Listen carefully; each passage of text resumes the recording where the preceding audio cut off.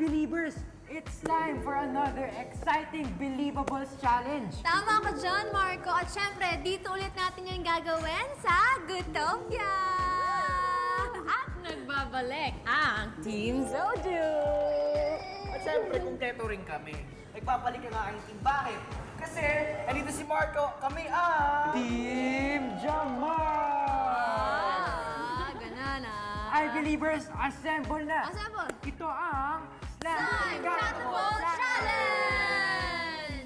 Nice to see you again, guys. We have a new challenge today at ganito ito laruin. Pupwesto sa tig isang catapult device ang magkakampi. Ilalagay nila ang slime sa catapult bago ito pukpukin to launch it. 10 points sa bawat slime na masushoot sa basket within 1 minute. Ang pair na may mas mataas na score wins. In 3, 2, 1, go! Ay, okay. Dapat ito may timing ka, saka yung balance talaga ng pagpalo mo. Ayun po, hindi ko po siya makontrol kasi syempre nasa bola pa rin po talaga yun dahil hindi siya ganun kabigat. Kumbaga pag punta siya doon sa air, hindi mo alam kung saan siya talaga pupunta eh. Walang nakukuha na puntos ang ating Team Jamar. Oh! Team Jamar. Oh! Naku, masabit na dyan here. Actually guys, sobrang hirap talaga. Hindi ko talaga in-expect na ganun siya kahirap. Pero ang ginawa ko, once na nakuha ko na yung tamang pulso, ang ginawa ko, naglagay na lang ako ng naglagay ng balls para mas marami akong mapashoot. And parang tsambahan din kasi talaga siya guys eh. Hindi tatalbog. Hindi tatalbog. Ayun! Meron na score si Marco. Meron na score si Marco. Ay, Jamil! Ay, Jamil! Ay, Marco, very good. Kami ang kalaban nyo, okay? Kami ang kalaban nyo. Kakampi kayo rito. Kami ang kalaban nyo. Kakampi kayo rito. 6, 5, 4, 3, 2, 1! Oh, ready na ba kayo? Ready na kayo? Ano na? Okay.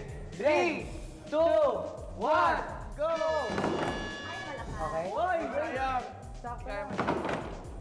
Sa tingin ko yung teamwork namin ni Zonia, hindi mapapantayan ng mga boys. Yan! Relax guys. Yan! Relax guys. Pulsahan na Oy! pulso. Yun! Oh, yung pag ganun ko pa lang, alam ko na napapasok yun. O minsan pa nga lumalagpas na yung bola, pumasok na, lumagpas pa. Okay? Uy, sayang. Tumalbog lang. Ating lang. Oy! Siya pa!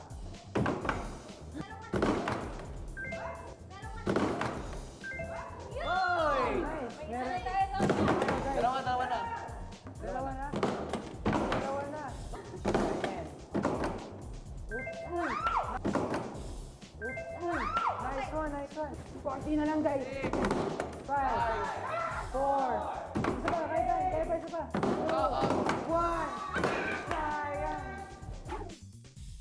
At Kuya Chris, i-announce namin ang nakakuha ng 50 points. Oh! Siyempre, walang iba kundi ang Team Jamar!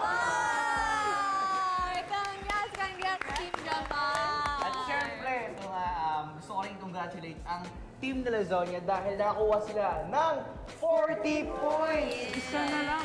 Yes! Maraming klase ng catapult gaya ng lever catapult sa challenge natin. A lever is a simple machine na binubuo ng matigas na beam at fulcrum or point kung saan gumagalaw ang beam. Nasa isang dulo ng lever yung slime ball. Walang nakapatong sa kabilang dulo ng lever. Pero nung pukpukin ito ng martilyo, umangat yung kabilang dulo. At sa lakas ng puwersa, lumipad yung slime papunta sa baskets. Mas malakas ang puwersa, mas malayo ang trajectory or path ng slime. Kung mahina ang pagpukpok, hindi aabot ang slime.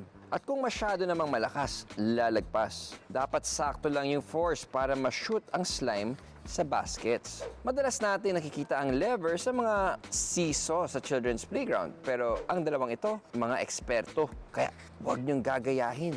I believe. Grabe, ang saya talaga pag maganda yung game.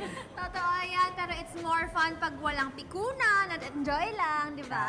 Yes, and we want to thank Gootopia North EDSA dahil nagka-chance na naman kaming magkaroon ng masayang challenge ngayong umaga. Yan, tama yan. At syempre, marami pang mangyayari. Kaya abangan nyo lang kami I believe.